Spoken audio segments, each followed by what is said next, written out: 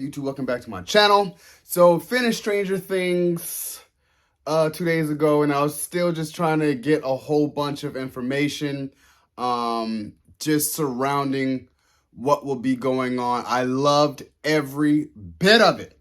I loved it. I loved it. I loved it. I told myself, I'm like, it was extremely scary versus all the other seasons, and I love they paid homage to all the horror movies, all the horror tropes that were in here, such as Silence of the Lamb, when they went to go see the guy down in the basically penitentiary in the psych ward, and that was played by Robert Englund, who played Freddy Krueger. Also, you have Wekner, who is a play on Freddy Krueger as well, of getting you into your dreams and then killing you.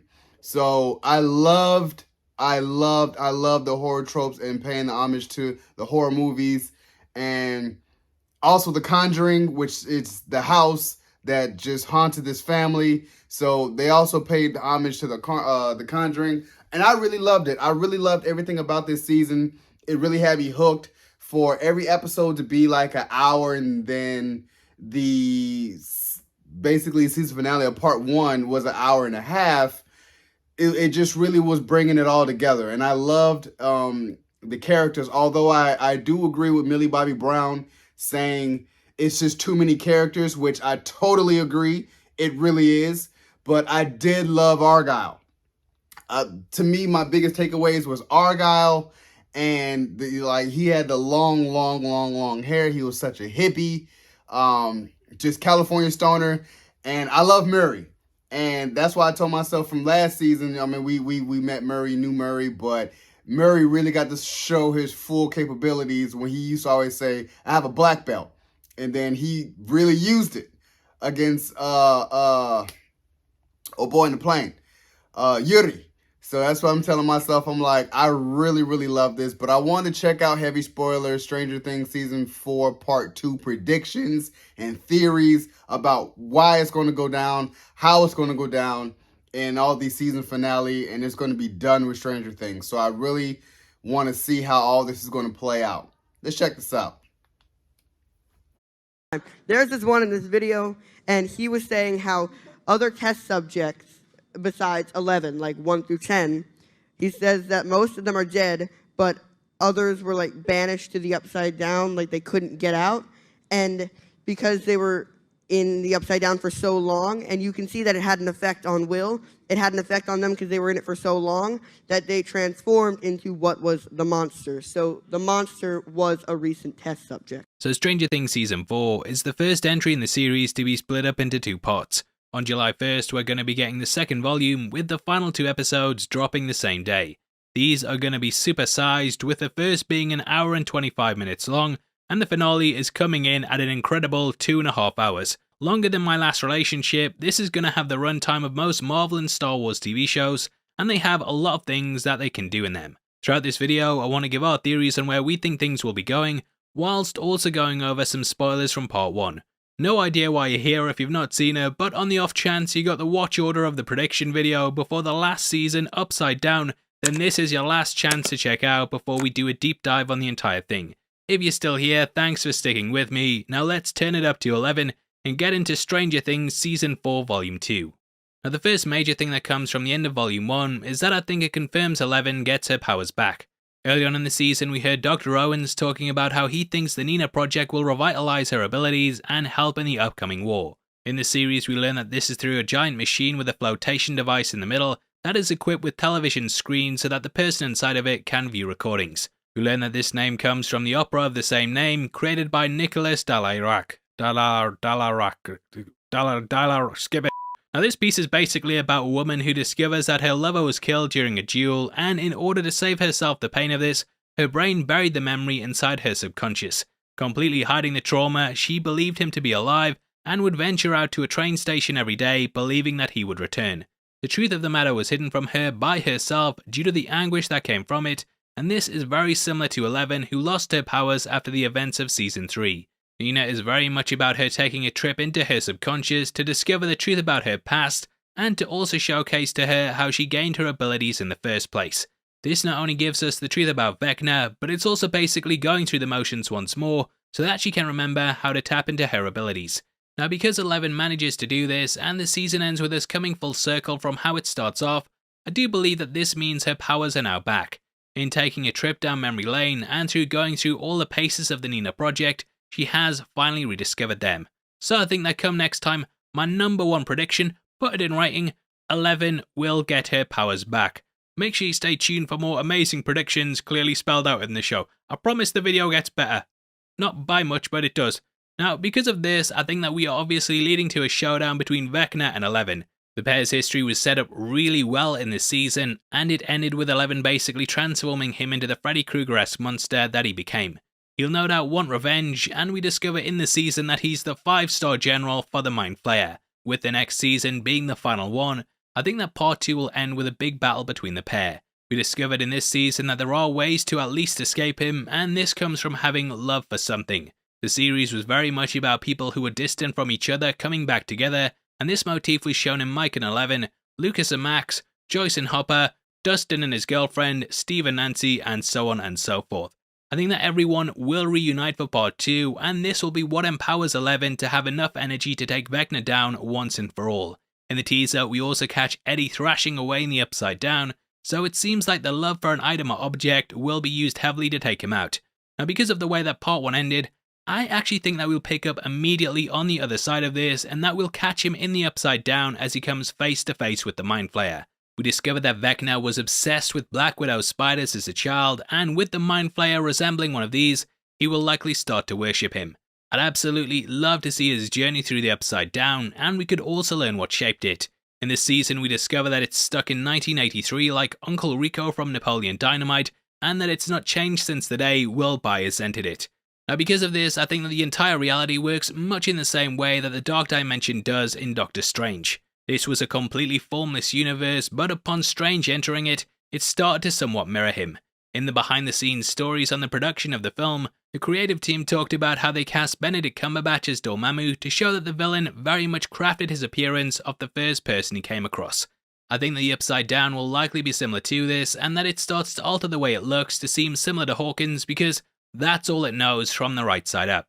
Perhaps Wekner will also help introduce this as well, as he's from our reality, and thus he can inform its appearance. This would explain why the Creel house exists down there too, because it's something that he knows from the real world. So prediction, forgot to do one for the last one, so predictions 2 and 3, 11 versus Wekner, and Wekner in the Upside Down, explain. Make sure you add explain, it's good for SEO. Now, the series also ended with Nancy being stuck down there with him. In the scene we watched as she attempted to climb from the Upside Down into the right side up, and it's at this moment that she was pulled across. Cut to Steve shouting in her face, unable to wake her, which is when Max realizes what's going on. To make matters worse, the season actually ends with her stuck down there with Wekner, but there is a clue as to how they'll get her out. At one point in the season, Robin goes through Nancy's things when they're at her house. This happens in episode 4, at roughly the 10-minute mark. During it, she comes across a music box that springs open, and then shows, directly to me, pointed at me, and she says, "Put this in your theory video," because it's theory time. So I think that this scene will come back around, and that Robin will end up using the music box to pull Nancy out of the Upside Down. Can we put that on screen and text as well? Robin uses music box to pull Nancy out.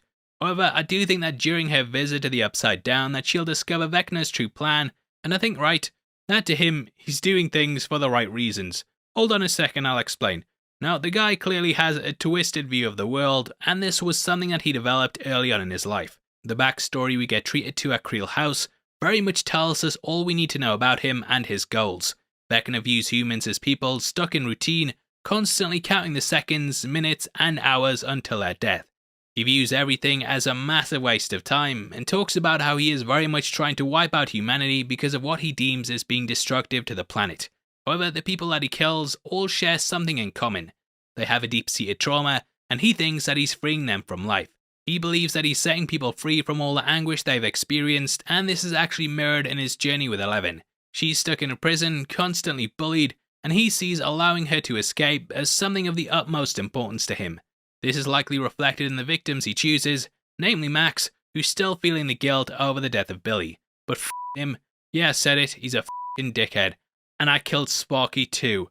Now I think we will likely discover this, and also his endgame, which is to invade our world. We learn that the Upside Down works very much as a hive mind, and that he has a legion of bat-like monsters ready to swarm Hawkins. After cutting a tear between the realities, I think that he will unleash all of these, which will be a major part of Volume 2. So add that one, yeah?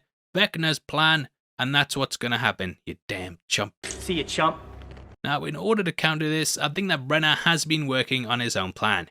We know that he studied Wekner when he was a child, and that he very much found a way to inhibit his abilities. I think Brenner has been brought back for a very important reason, and that he wanted to study Eleven's powers once more, so that he could find a way to permanently stop her abilities and the Upside Down. Guy seems like he might have actually changed, and after opening Pandora's box, he could end up wanting to close it. Lastly, I think the most obvious one is that Hopper and co. will get back to America. This first volume was very much about rescuing him from the hell that is Kamchatka, so I think next time will be about him getting back to the US. I'd love to see him back before the end of the season, but I think that Volume 2 will probably end with him finally touching down in Hawkins. From there, Season 5 can bring him back to 11, and I think the next part will focus on them trying to escape Russia before they make it back to the US. I think Season 5 will just hit the ground running and have all the characters back in Hawkins, and I can imagine this entry is very much just going to be about pulling them back into the area after the groups were split up. Put that on screen somewhere if you can, and that's the final theory, and now I'm going to pass it over to you. What do you think's going to happen? Comment below and let me know. We are running a competition right now and giving away 3 copies of the Batman on the 15th of June, and all you have to do to be on the chance of winning is like the video, make sure you subscribe with notifications on, and drop a comment below with your predictions and theories. We pick the comments at random on the 15th, and the winners of the last one are on screen right now, so if that's you, then message me on Twitter at HeavySpoilers. If you want something else to watch, then make sure you check out our breakdown of the season, which will be linked on screen right now. We go over the entire ending and explain what happened, so definitely hit that video up right after this. But out of the way, thanks for sitting through this one. I've been Paul, I hope to see you next time. Take care, peace. Yeah, I really believe that all the groups are going to get back together. What I really loved was Murray, and I'm blanking out on who Winona Ryder is as a character, but they go over to Russia to go get Hopper, and you know, it was kind of an emotional scene when he finally sees her, and he just was like, man, you came all this way, you paid all this money to get me out, like, because he already accepted it, like, man, I'm a killer, she's gonna die, you know what I'm saying, like, everybody I ever loved, or anybody I ever been around, they end up dying. So that's why I say he accepted who he was and was like, man, if I gotta be here, I gotta be here. And then to see her come get him, like, it got really emotional. And a couple of things I was kind of telling myself, I'm like, what happened to Argyle and Eden when they went to go see Dustin's girlfriend? By the way, when they went to the house of where Dustin's girlfriend lives in Salt Lake City, crazy. I was cracking up laughing. I was seeing all the crazy little kids. And I guess, you know, a girl's older sister, Eden, was with Argyle, and, you know, they were smoking. So I was telling myself, what happened to that? So I don't think they ever did anything with, after that, with Mike, Will, Argyle, and Will's brother. Like, it was done after that. We just focused on the Upside Down with Nancy, Steve, Eddie, Robin, and them going to the Upside Down. So that's why I kept telling myself, I'm like, what happened to that? But I kept telling myself, when Steve entered the Upside Down and had the bats around his neck, it kind of hinted at Steve's probably going to die. And he's probably going to sacrifice himself to save Nancy, to get Nancy out. So that's one of my predictions. I kept telling myself, I'm like, yeah, I think that's what's going to happen. But overall, I loved this season, going down as one of the classic Netflix originals. You know what I'm saying? I feel like it's Last of a Dying Breed with all the big actors coming in. And Netflix, I feel like it evidently will come to a close. But I just loved this. I loved it from where we started to where we're here now. I loved it. They just spared no expense. I see that there was like $1 million per episode. Kind of like Game of Thrones. I'm here for it. So, you guys enjoyed my reaction to Stranger Things Season 4, Part 2 predictions, theories, and everything explained. On top of my review, subscribe to my channel, post comment down below, and like the video. It's your boy, D. Dyson. Peace.